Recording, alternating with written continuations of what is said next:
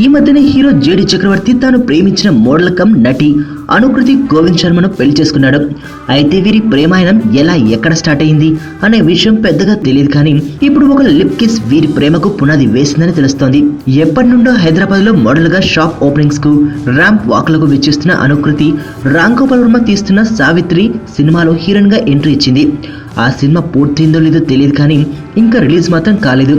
ఆ సినిమాలో సదరు సావిత్రి భర్త పాత్రలో జేడి చక్రవర్తి నటించారట. ఆ సమయంలో ఇద్దరి మీదన ఒక లిప్ కిస్ తీశారు.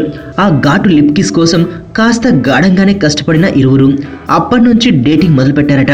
అంటే ఆ లిప్ కిస్ తో వీరిలో ప్రేమ సగలకు కరెంటు పాస్ అయిందన్నమాట. ఇందుకీ సావిత్రి సినిమా రిలీజ్ అవుతుందా? ఆ సినిమా ఒకవేళ రిలీజ్ అయితే అందులో ఈ లిప్ లాక్ ఉంచుతారా?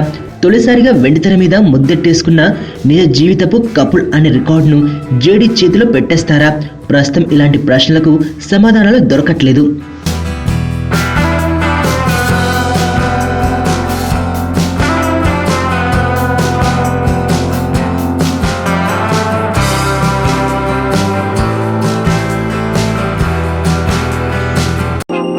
నేను ఆనంద్.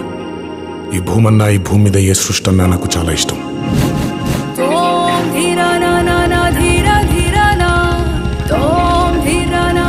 చెట్లు, మొక్కలు, గాలి, నీరు, వాటిని కాపాడుకోవటమే నా పని కూడా. It's a joggers park.